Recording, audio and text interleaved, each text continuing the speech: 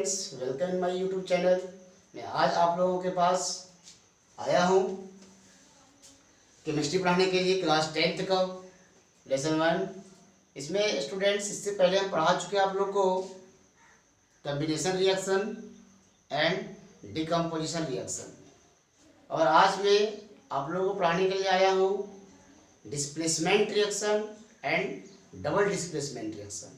Displacement reaction क्या होता है स्टूडेंट्स, और डबल डिस्प्लेसमेंट रिएक्शन क्या होता है, आज उसके बारे में हम चर्चा करेंगे। तो इन दोनों रिएक्शन के बारे में चर्चा करने से पहले हम लोग को रिएक्टिव एलिमेंट के बारे में जानना जरूरी है कि कौन कौन किस एलिमेंट से कितना कौन एलिमेंट से कौन ज़्यादा रिएक्टिव है, कौन कम रिएक्टिव है, किससे ज़्यादा है किससे कम रिएक्टिव है, ये आज हम लोग पहले सबसे पहले सीखेंगे। उसके बाद डिस्प्लेसमेंट रिएक्शन को पढ़ाएंगे। तो चलो सबसे पहले देखते हैं हम लोग reactive elements.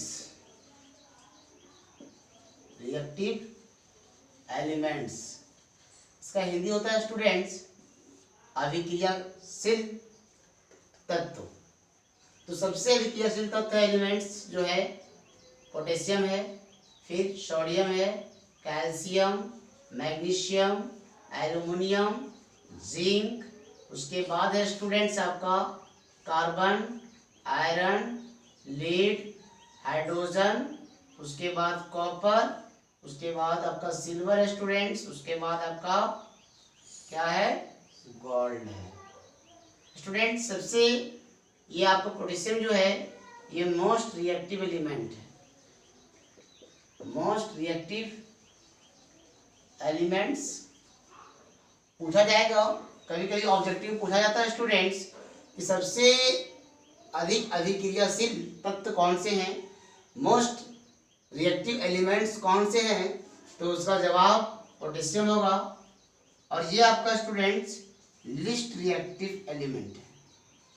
Least reactive elements कौन, ये यू। और ये यू किस एलिमेंट्स का सैंपल है स्टूडेंट्स, आप क्लास 10 में पढ़ रहे हैं, आपको ये तो पता होना चाहिए। ये यू किसका है, गोल्ड का है। के potassium, sodium, calcium, magnesium, aluminium, zinc, carbon, उसके बाद ये क्या है student, Fe iron, lead, hydrogen, copper, silver, gold, ये सब रिएक्टिव एलिमेंट्स है स्टूडेंट्स। सबसे पहले इसको आप लोग को क्या करना है, साइड में राइट कर लेना है। उसके बाद मेरा टॉपिक क्या है स्टूडेंट्स, डिस्प्लेसमेंट रिएक्शन।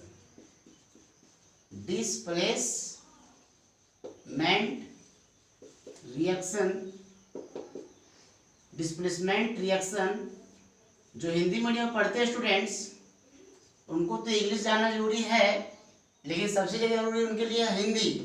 तो इसका हिंदी होता है स्टूडेंट्स विस्थापन अभिक्रिया। विस्थापन अभिक्रिया। लेकिन जो बच्चे इंग्लिश मीडियम से बिलोंग करते हैं वो इंग्लिश को देखिए, हम इंग्लिश और हिंदी दोनों पढ़ाएंगे ताकि आपको हिंदी मीडियम को फायदा हो जाएगा, और जो इंग्लिश मीडियम पढ़ता है वो इंग्लिश मीडियम को भी फायदा हो जाएगा। दैट मीन्स पूरे सारे छात्र को फायदा होगा, सारे स्टूडेंट्स इस वीडियो का लाभ उठा सके। इसलिए हम दोनों लेकर के आए हैं, दो लैंग्वेज में पढ़ाएंगे, हिंदी लैंग्वेज और इंग्लिश लैंग्वेज। आप जिस मीडियम से बिलोंग करते हैं उसको आप ज़्यादा फोकस करेंगे। तो इसका हिंदी होता है विस्थापन अभिक्रिया, और ये क्या है, डिस्प्लेसमेंट रिएक्शन। देखो स्टूडेंट्स, जनरली डिस्प्लेसमेंट रिएक्शन कहते किसको है, डिस्प्लेसमेंट रिएक्शन होता क्या है, जब कोई एक कंपाउंड्स क्या करता है, मोस्ट रिएक्टिव एलिमेंट्स आकर के लिस्ट रिएक्टिव एलिमेंट्स को वहां से भगा देता है और उसके स्थान को ग्रहण कर लेता है कौन, मोस्ट रिएक्टिव एलिमेंट्स। तो उस प्रकार के एलिमेंट्स, उस प्रकार के रिएक्शन को क्या कहा जाता है स्टूडेंट्स, डिस्प्लेसमेंट रिएक्शन, यानी विस्थापन अभिक्रिया। वैसी अभिक्रिया जिस अभिक्रिया में कोई अधिक अभिक्रियाशील तत्व किसी यौगिक से कम क्रियाशील तत्व को क्या कर देता है, विस्थापित कर देता है। तो इस प्रकार की अभिक्रिया को विस्थापन अभिक्रिया कहा जाता है। जैसे हम लोग इस प्रकार से लिख सकते हैं इंग्लिश से, those reaction in which one element the place of another element in a compound are known as displacement reactions. इसका हिंदी क्या हुआ स्टूडेंट्स? वैसी अभिक्रिया जिस अभिक्रिया में एक तत्व कोई कंपाउंड के तत्व को विस्थापित कर देता है, तो इस प्रकार की अभिक्रिया को विस्थापन अभिक्रिया कहा जाता है। विस्थापन अभिक्रिया के नाम से जाना जाता है। जैसे इसका हम लोग एग्जाम्पल क्या ले सकते हैं students? Example copper sulphate plus zinc. Students ये आपका क्या है? कॉपर सल्फेट है, चाहे तो आप यहाँ नाम लिख सकते हैं कॉपर सल्फेट। और ये क्या है स्टूडेंट्स? आपका जिंक है। इसमें देखिए क्या करेगा, ये कंपाउंड है स्टूडेंट्स। कंपाउंड क्यों है ये आपको जानते ही हैं। कंपाउंड किसे कहते हैं? जब दो या दो से अधिक एलिमेंट मिलकर के एक नया पदार्थ बनाता हो, उस प्रकार के पदार्थ को क्या कहते हैं? कंपाउंड्स कहते हैं, यौगिक कहते हैं। तो ये कंपाउंड है और ये एलिमेंट्स है। अब इसमें देखते हैं कि एक ये एलिमेंट और ये एलिमेंट मतलब जिंक और कॉपर में मोस्ट रिएक्टिव कौन है?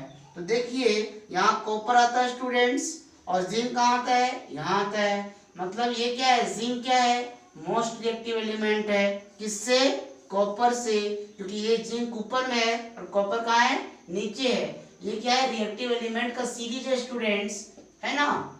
ये मोस्ट से किधर घट रहा है? देखो लिस्ट से ऊपर की ओर जा रहा है, मीन्स ये सबसे कम, सबसे ज्यादा बढ़ते बढ़ते बढ़ते बढ़ते सबसे अधिक क्या है? पोटेशियम मोस्ट रिएक्टिव एलिमेंट्स है। तो यहाँ पर सबसे अधिक रिएक्टिव एलिमेंट्स कौन होगा? जिंक होगा। तो ये ज्यादा रिएक्टिव एलिमेंट्स है स्टूडेंट्स। तो ये क्या करेगा?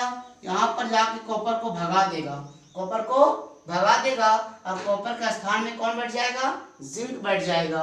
जिंक क्यों भगा देगा स्टूडेंट्स? क्योंकि zinc is most reactive element than copper.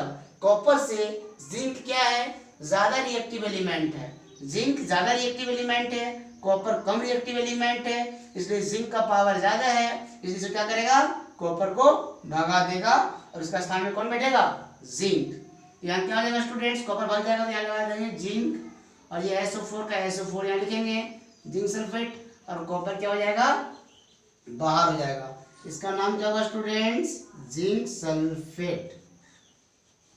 और ये क्या हो गया बेटा? कॉपर। ये क्या हो गया?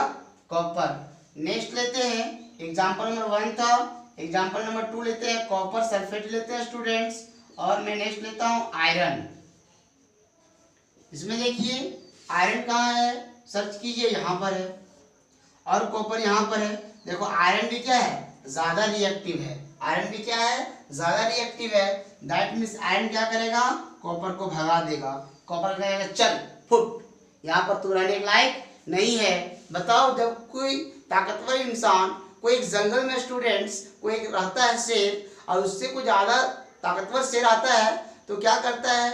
जो कम ताकतवर वाला शेर होता है वो क्या होता है? वहाँ जंगल से भाग चलता है, जान जाता है कि यहाँ रहना मेरे लिए अच्छा नहीं है। सेम कंडीशन यहाँ पर भी है स्टूडेंट्स। आयरन जो है ये मोस्ट रिएक्टिव एलिमेंट्स है और कॉपर क्या है? इससे ये लीस्ट रिएक्टिव एलिमेंट्स है। मीन्स आयरन से कॉपर कम अभिक्रियाशील है, कम रिएक्टिव है, इसलिए कॉपर क्या कहेगा कि हम अपने जा रहे हैं, आपको मारने भगाने की जरूरत नहीं है। दैट मीन्स आयरन कहाँ चला जाएगा? कॉपर के पास। तो क्या बन जाएगा? आपका आयरन सल्फेट बन जाएगा और कॉपर चला जाएगा बाहर। तो ये क्या बन गया? Iron sulphate. और ये क्या बन गया स्टूडेंट्स? कॉपर। थर्ड एग्जाम्पल ले रहे हैं। मान लीजिए FeSO4 रहता स्टूडेंट्स और यहाँ पर रहता कॉपर, तो यहाँ पर क्या बनेगा? इसको साफ कर देते हैं ताकि आपको यह समझ में आएगा।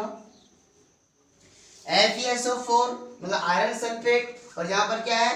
कॉपर है। जब आयरन सल्फेट, देखो आयरन यहाँ है स्टूडेंट्स और ये कॉपर है, आयरन मोस्ट रिएक्टिव है और ये क्या है? लेस रिएक्टिव है। तो क्या ये लेस रिएक्टिव वाला इस एलिमेंट को भगा सकता है? नहीं भगा सकता है। क्यों भाई? क्योंकि इसके पास ये मोस्ट रिएक्टिव एलिमेंट्स है। किसके अपेक्षा? कॉपर के अपेक्षा।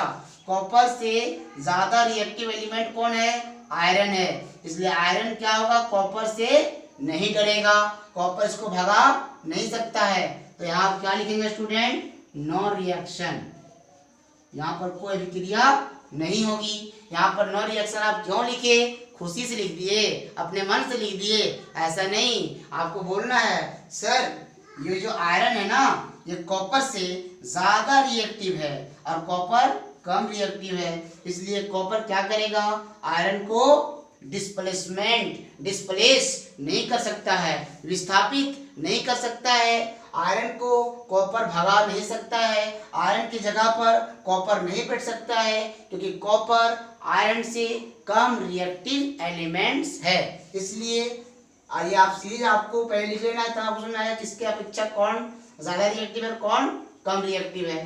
तो इसी प्रकार से बहुत सारे एग्जाम्पल आप खुद से लिख सकते हैं स्टूडेंट्स, और आप जान सकते हैं कि डिस्प्लेसमेंट रिएक्शन क्या होता है। तो मेरा नेक्स्ट टॉपिक है स्टूडेंट्स, नेक्स्ट टॉपिक है क्या है? डिस्प्लेसमेंट के बाद डबल डिस्प्लेसमेंट रिएक्शन। चलो उसको देखते हैं कि डबल डिस्प्लेसमेंट।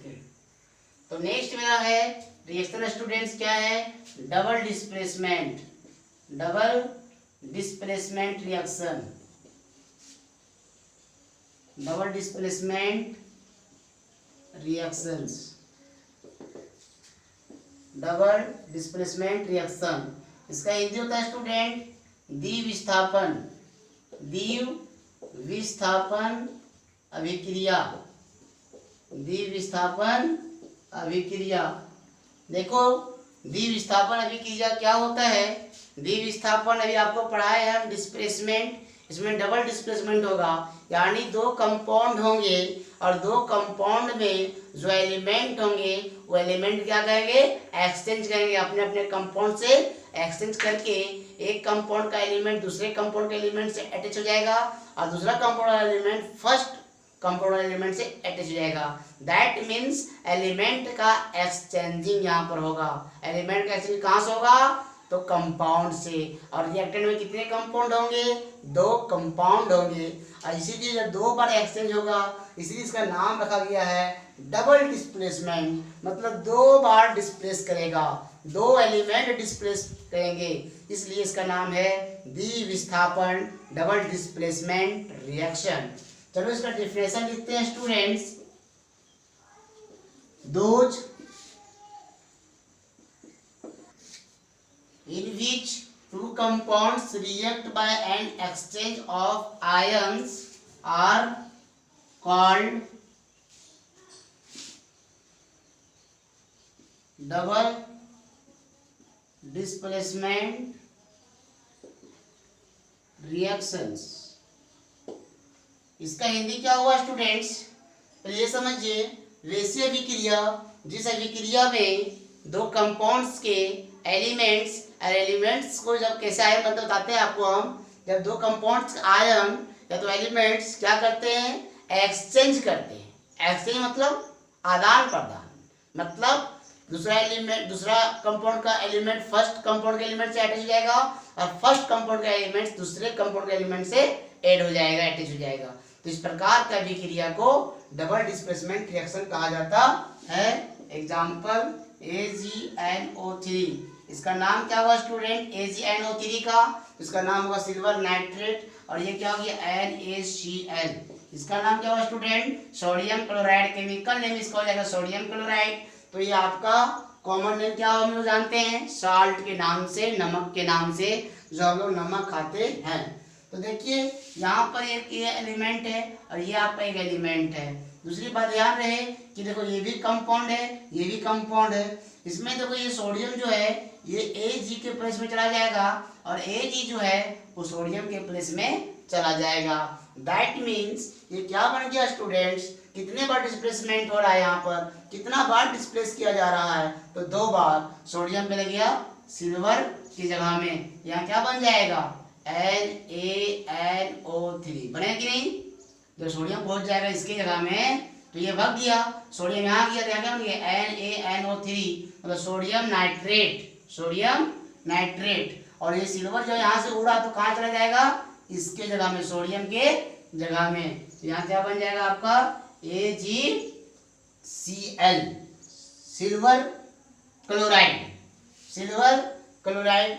तो ये इस तरह से आप एग्जाम्पल में दिखा सकते हैं कि कौन कौन एलिमेंट, कौन कौन अभिक्रिया, कौन अभिक्रिया किस पर आता है, डबल डिस्प्लेसमेंट पर आता है कि डिस्प्लेसमेंट पर आता है। आपको एग्जाम में कभी कभी छांटने भी देगा कि कौन डबल डिस्प्लेसमेंट रिएक्शन है, कौन डिस्प्लेसमेंट रिएक्शन है, या तो कभी कभी एग्जाम में इस तरह पूछा जाता है student right the difference between double displacement reaction and displacement reaction. इस तरह से आपको एग्जाम में पूछा जाता है। तो आपको अब नेक्स्ट एग्जांपल दिखाते हैं students. Example number 1, example number 2 क्या हो सकता है students, BaCl2 barium chloride and copper sulphate को जब रिएक्शन कराएंगे, ये आपका बेरियम क्लोराइड हो गया स्टूडेंट्स, या क्या हो गया कॉपर सल्फेट। चाहे तो आप यहाँ इसका नाम लिख सकते हैं, यदि भूलिएगा तो यहाँ नाम नहीं लिख रहे क्योंकि टाइम ज़्यादा लग जाता है, वीडियो लॉन्ग हो जाता है, तो इसलिए हम यहाँ पर आपको सिर्फ बता रहे हैं बेरियम क्लोराइड ये है, ये क्या है कॉपर सल्फेट है। देखो यहाँ डबल कंपाउंड है, फर्स्ट कंपाउंड सेकंड कंपाउंड, ये कॉपर क्या करेगा बेरियम को भगाएगा, तो क्या बन जाएगा कॉपर CuCl2 कॉपर क्लोराइड ना, ये हो जाएगा स्टूडेंट्स। और ये बी ये कहाँ जाएगा कॉपर के पास, बी को ले चलो कॉपर के पास, तो ये क्या बन जाएगा BaSO4 मतलब बेरियम सल्फेट। देखो यहाँ पर भी डबल डिस्प्लेसमेंट हुआ क्योंकि कॉपर एक बार डिस्प्लेस किया और दूसरा बार क्या किया बेरियम भी डिस्प्लेस हो गया। तो यहाँ पर कितने बार डिस्प्लेस किया गया, 2 बार किया गया, इसलिए हम कह सकते हैं this is the example of double displacement reaction. Next देखते हैं students question example number 3। Copper sulphate को जब रिएक्शन किया जाता है हाइड्रोजन सल्फाइड H2S के साथ, तो यहाँ पर क्या होगा डिस्प्लेसमेंट क्या बनेगा स्टूडेंट्स। तो देखो यहाँ पर Cu जो है हाइड्रोजन को क्या करेगा भगा देगा, हाइड्रोजन को क्या करेगा भगा देगा, हाइड्रोजन यहाँ पर चल जाएगा कॉपर के पास, अब कॉपर चल जाएगा हाइड्रोजन के पास, तो यहाँ क्या बन जाएगा H2SO4 और कॉपर कहाँ चला जाएगा हाइड्रोजन के पास, तो ये क्या बन जाएगा student Cu copper sulphide, sulphate मत बोलिएगा, SO4 रहेगा तो सल्फेट कहिएगा, और आपका S जब सिंगल रहेगा कोई दूसरे एलिमेंट के साथ यानी कंपाउंड के फॉर्म में, तो सल्फर सल्फाइड में कन्वर्ट होता है। ये क्लास 8 और 9 का चीज़ है जो यहाँ आपको हम समझा रहे हैं, यदि उधर ठीक से नहीं पढ़ पाए होंगे तो यहाँ भी समझिए, आपको जरूर समझ में आएगा। तो ये आपका बन गया हाइड्रोजन सल्फेट और ये आपका बन गया कॉपर सल्फाइड। तो लोग देख रहे हैं कि यहाँ डबल डिस्प्लेस हुआ, एक बार हाइड्रोजन डिस्प्लेस किया किसको कॉपर को, और कॉपर किसको डिस्प्लेस किया हाइड्रोजन को। दैट मीन्स ये भी एग्जांपल किसका होगा स्टूडेंट्स डबल डिस्प्लेसमेंट रिएक्शन का। तो मुझे अब आशा है कि आप लोग को मेरा वीडियो ये जो रिएक्शन बताएं जरूर समझ में आया होगा, और ये वीडियो आपको कैसा लगा ये आप हमको कमेंट में जरूर बताइएगा। और मैं एक और क्वेश्चन दे रहा हूँ, इस क्वेश्चन को रिएक्शन करने के बाद क्या क्या बनेगा उसको आप मुझे कमेंट में जरूर बताएं। ये रिएक्शन मैं दे रहा हूँ,